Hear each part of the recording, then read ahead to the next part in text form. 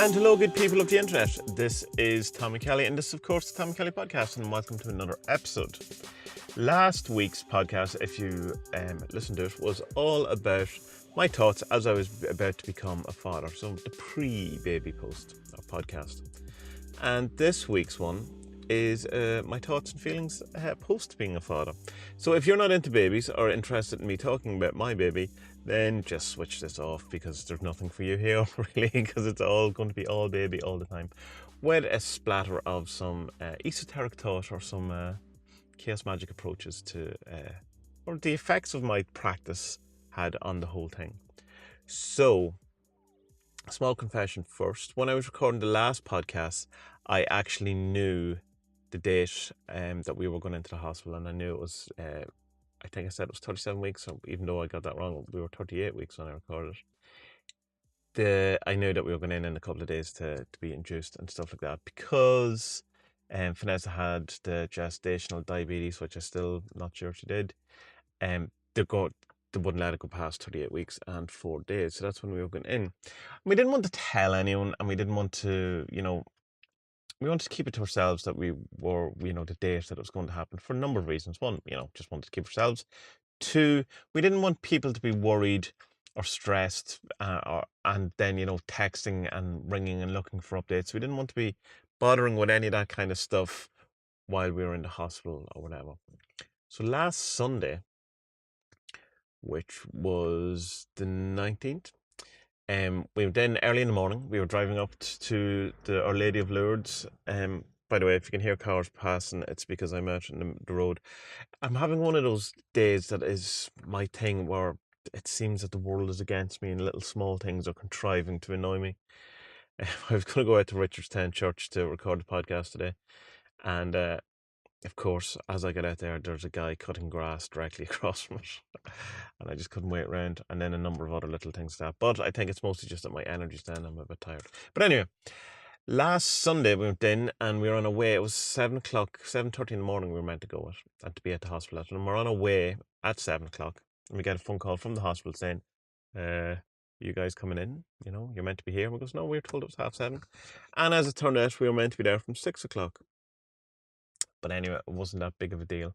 So we got into the hospital, Our Lady of Lourdes in Drogheda, and met by the midwives and stuff like that. And the big thing I want to talk about, or not talk about, I want to mention anyway, is just how amazing the midwives and the staff and the doctors and all of that are in the hospital, and how we were treated unbelievably well, cared for, and, loved, for want of a better word, and all that. It was really exceptional, to the point that anytime someone new would come on, you'd have a new doctor, or the shift would change, or a new midwife would come in or whatever and then leave. Me and Vanessa were just constantly just saying, oh, she's lovely, or he's lovely, or that, oh, that was really nice, and all that. That was our constant mantra over the whole thing. Exceptional people, angels of the highest order. So basically, when we got in on the Sunday, what was happening is we were going to be induced, and that's done. The first one you get is like it's done over 24 hours, and it's just a type of, I don't know exactly what it is, but it's to bring on labour or whatever. And so that was put in, but immediately we the midwife was going, oh, the head's not really down, it's not engaged, it's not, he's not ready, but we'll do this anyway and see what happens. So we were kind of hanging around for 24 hours. And what it got to me, and what was, whatever had happened over the last week and a half previous to going to the hospital, that it was just kind of calmness or serenity or some sort of thing that I can't really describe, just kind of settled down on me. And all was very good. And I had this thing in the back of my mind the whole time that, to really appreciate and be there the whole time, even in the boring bits where you're just sitting around in the hospital for no, just waiting, but to experience that as fully as possible, because, this whole thing's an adventure and it's amazing and all thing, and you could very easily just forget about it and not be there, not be in the moment, not be mindful of the whole thing. And kind of, you could wish it away in a sense of like, oh, I wish this was over, I wish we were here, whatever. And I didn't want to do it. I want to fully experience the whole thing. So the couple of days that we spent in the hospital, I was very aware of that and just kind of going with it and being okay. So I never really got bored or I never really got restless or any of those things. So the first day was 24 hours and nothing was happening. So we were just sitting there, we were having fun, having chats, just, all that kind of thing. Again, midwives and the staff are all amazed. The food in hospitals is terrible, though, I will say that. It's just ridiculous, the stuff to serve up to people. Like, like diet, they was coming in and go, so if you have any dietary needs, and Vanessa like, oh, vegetarian and diabetic. You're diabetic up until the point you give birth, and then you're no longer treated as diabetic for that gestational or the pregnancy diabetes.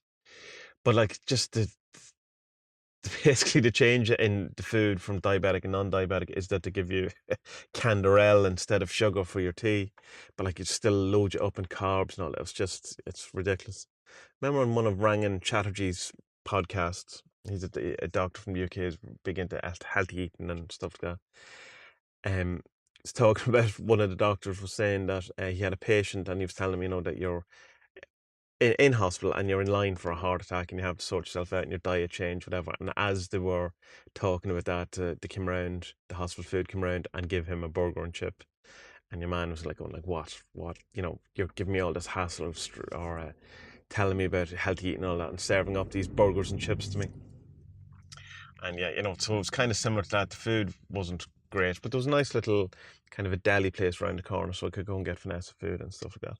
So the first day was all fairly simple. Nothing happened. We were just kind of sitting around and, excitement and nerves and all that, and waiting for it to get going, because that whole thing, if you don't know how you're going to react to things, and Vanessa didn't know how she was going to react to like the pain of labour or whatever, and she wanted to kind of get it started so she could get a gauge on that. So the next day, I went home for a few hours to get some sleep because nothing was happening, and I didn't want to, if I could get some sleep, I could get some sleep. But I also had to go home and feed the animals and all those type of things. Riggs, Riggs was like a small child crying when I came home. Oh, you left me, you left me. That's my cat, in case you don't know. But so up the next day, and we were being brought down to the labour ward, and we were going to get the next section of the inducement done, which was a kind of gel, which is the same type of chemical, but it's done over a 6-hour thing, so it's kind of more intense. But again, talk about that it's not, there was no movement at all. The first inducement thing made absolutely no difference whatsoever. So they were kind of saying, oh, while we're here, so we may as well get the forms filled out in case you have to do a cesarean section. Later we found out that they knew, that it was very unlikely that it wasn't going to not be a cesarean, that, so that they could all see. But they just still wanted to try all these things out. So that kind of, brought it a bit more up speed. So we were only kind of 6 hours, and we're still kind of thinking, it won't be long now and all these kind of things. But it's, again, trying to experience the whole thing without trying to rush through it and all that.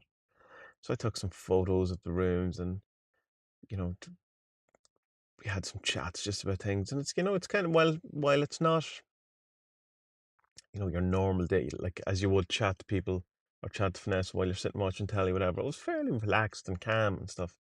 And then the baby started getting hyper, and his heart rate wouldn't settle down. He was just moving the whole time, and they couldn't take her off the monitor until he settled down, or until his heart became stable. And it wasn't, not that it was anything wrong or anything. It's just that's the rule, that the heart rate has to level off. So for a test that was to take half an hour was like an hour and a half, 2 hours, or whatever, just for him to settle down. So obviously the nerves, everyone's nerves was brought up a wee bit, heightened. But again, still everything calm, everything felt good, all that thing.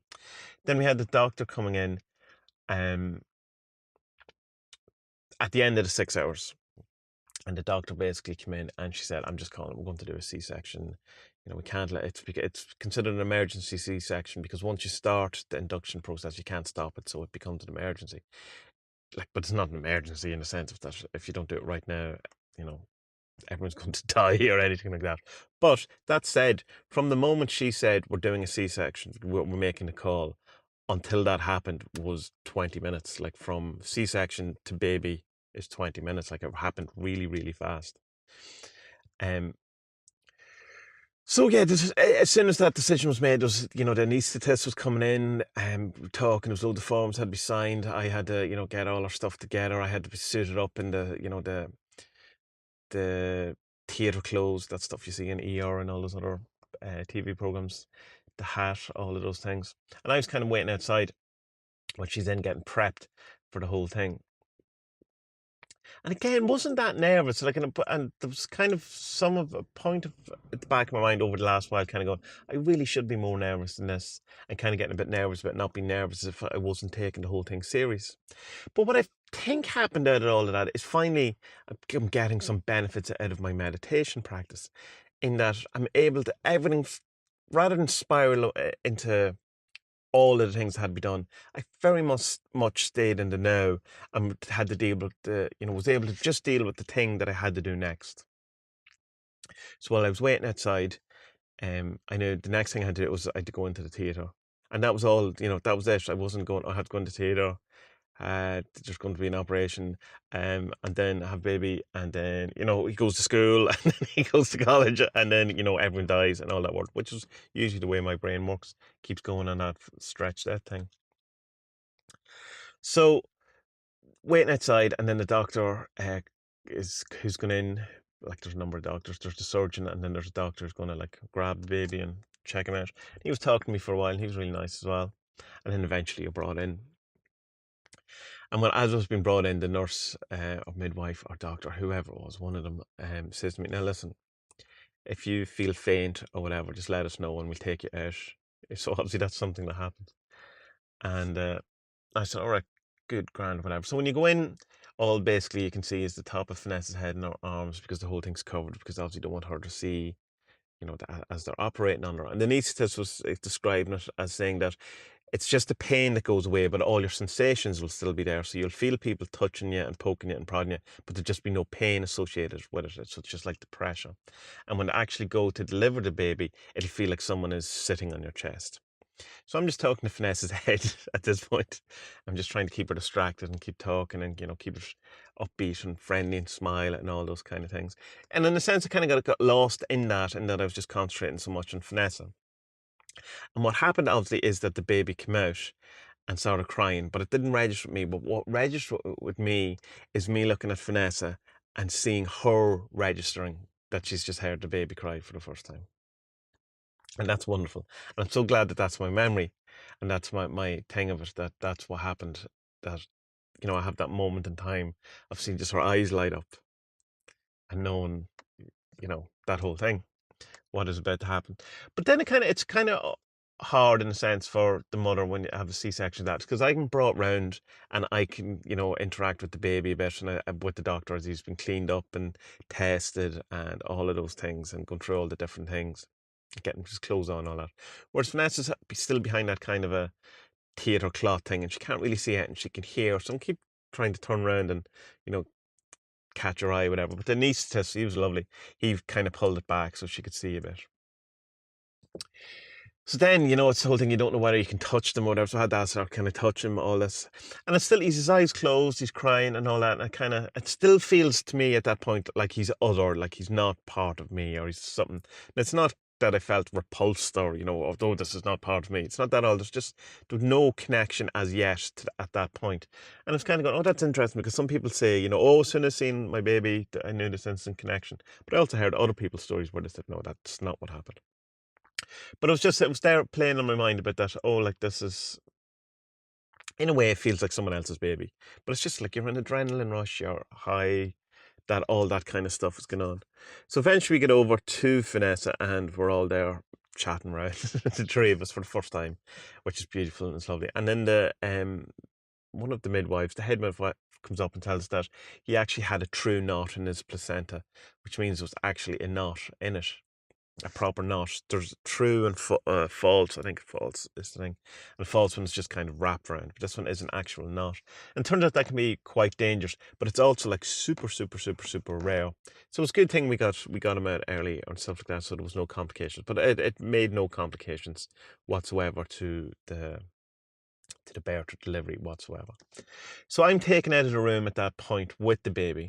and we're to be brought up to the recovery ward or the postnatal ward. And Vanessa has to kind of hang around, get sewn up, and then she's into the recovery room for about an hour and a half. So there's again another separation, which isn't, not the best thing, I suppose, for the mother or whatever. But at least I was there as the father to hang around. And I was outside. So I'm gonna lower this window a bit if I can. Oh, it's very warm here. I was outside the delivery ward, and it was the first time I was left alone with the baby, and he was in the wee cot thing, glass cot thing. And he opened his eyes, and we looked at each other, and that was the moment for me. That was where the connection happened. I'm like, oh my God, this is there. You are, there's the little man. There he is, and amazing eyes, beautiful eyes, the whole thing, and just the acknowledgement, or I don't know what the words, because there's none of these words, but just the eye to eye thing, and just there he is. So yeah, so you brought up then to the postnatal suite. Again, all the people are just lovely. All of them make them feel like this is the first time it's ever happened to them as well. Not in a kind of, oh, I don't know what's going on, but in the we understand that it's how amazing it is for first time parents, or for any parents, second time parents, 100 times. And it never felt like they were going through the motions of their job. And, it always felt like they were there for you and, understood exactly where you're coming from. And there was no kind of, doing things by rote or, just getting it on, getting through their shift or anything remotely like that. Like, in fact, some of the midwives hung around at the end of their shifts just to see it through and all that kind of thing. So then you're up on your own, and you're handed a bottle, because there's this waiting time between an hour and a half of when Vanessa would be down, to start breastfeeding, whatever. So you have to sign a release saying, is it okay that we can bottle feed him in the meantime? And so you're shown how to bottle feed and how to win the baby, and you're there, and that would be the time, I suppose, you would freak out, because you're just sitting in a ward on your own with a baby, no one around you. And I didn't. And it wasn't that I was sitting there going, oh, I'm not freaking out. It was only later that I realised that, well, that could have been a very, stressful moment. Like, this is from a guy who sometimes finds it stressful to go into a shop and ask for something. Or, the social anxiety stuff, all of that thing. And there was none of it. Again, because it was all this meditative stuff of being back and being continuously in the moment. And it wasn't something I was working on at that point. It was just, that's what was happening. And I definitely feel that's a fruition of my meditative practice, which is great, because I always said the only thing I get out of meditation is the soul back. And I don't feel that anymore. Like, when it came to the practice of these things, it's, in the actual real world, it's definitely had some benefit. So eventually, anyway, Vanessa came down, and it was all emotional, all amazing, all fantastic, all wonderful. And just a number of days then of learning new things and being told, in one sense, because you have to stay in for 72 hours after C-section, it was good, apart from, Vanessa actually recovering from the whole having her insides ripped out and all that, because you get a bit more interaction with the midwives that teach you a bit more. You have the doctors coming around, you have the breastfeeding specialists, the teams, all that coming around. Whereas if you just had the baby, you're out the next day, good luck on your own, so at least we had an extra couple of days of doing stuff in the hospital, seeing how it worked, getting the grips with the breastfeeding, and asking any questions.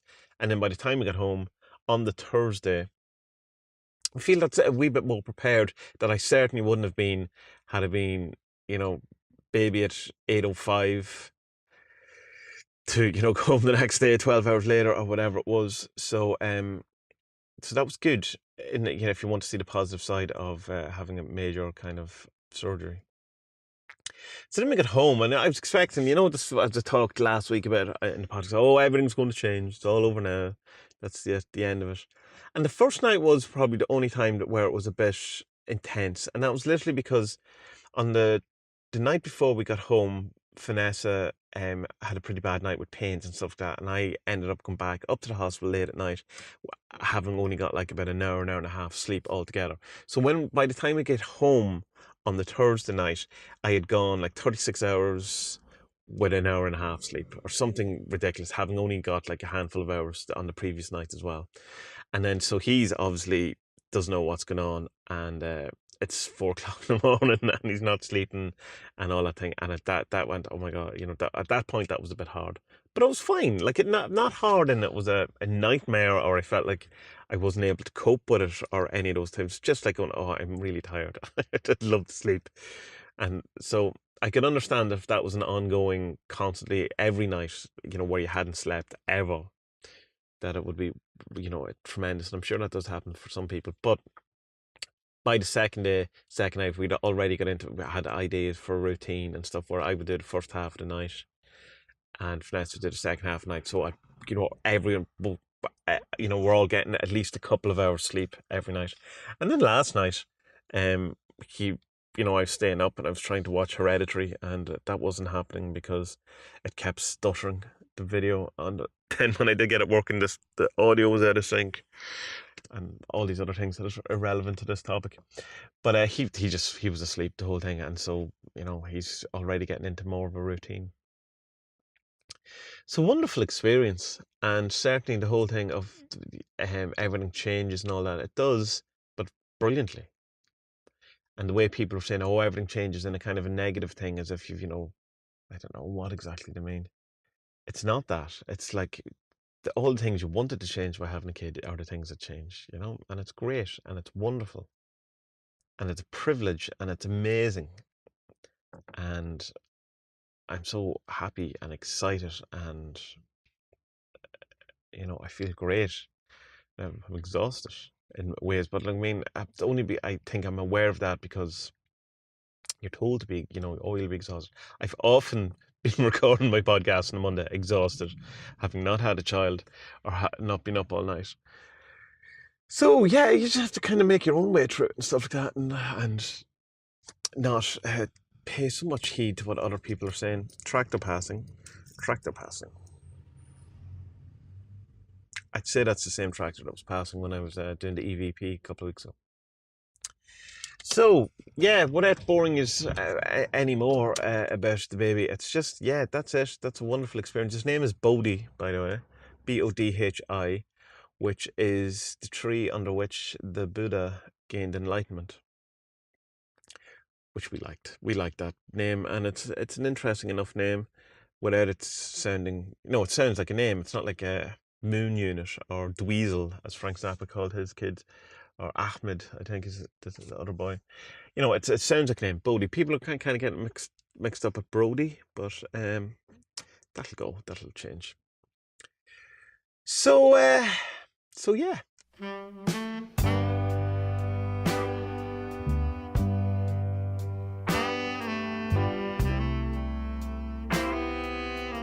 that was another episode of the Tommy Kelly podcast, and it'll probably be all the baby type stuff. Well, it'll definitely be the shows with the most dedicated amount of baby time. That's it for the time being. I'm not going to be turning this into a baby podcast by any means.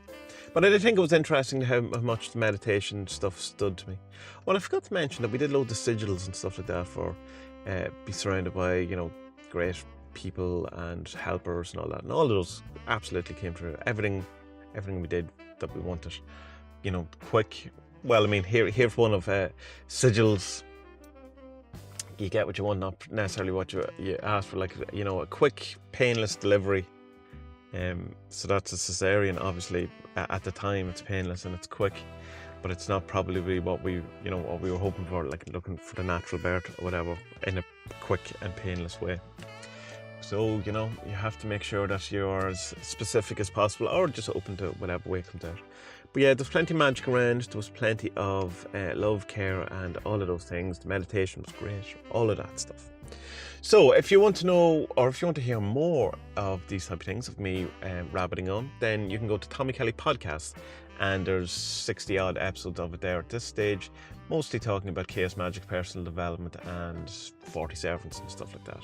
If you go to adventuresinwoowoo.com, all of the stuff is there that you could possibly want to know about me. There's a magic primer, there's all the information about the 40 servants, the 4 devils, there is loads of blogs, all of those things as well. If you want to help me out with your monies, then you can go to Patreon.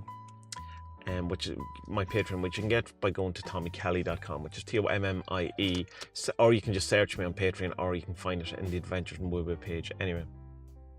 And there you sign up and you get a number of rewards, and depending on what level you want to donate to or whatever. And that really helps, and that allows me to do this thing more, and get to do this every week and up my game and all those type of things. So I'm also on all the social medias, usually it's at Tommy Kelly, TOMMIE. It's Tommy Kelly Artist on Facebook, but everywhere else is Tommy Kelly. And yeah, so that's it. So good people of the internet, may your significant points in your life be as amazing as they possibly can be, and may you experience them in the now without trying to get past them or whatever, even the boring bits of them. May they all be experienced and feel wonderful to you. And may you have a lifetime full of positive, life-affirming experiences, and may all be well, and may all manner of things be well. So good people of the internet, I will talk to you all next week. Be well.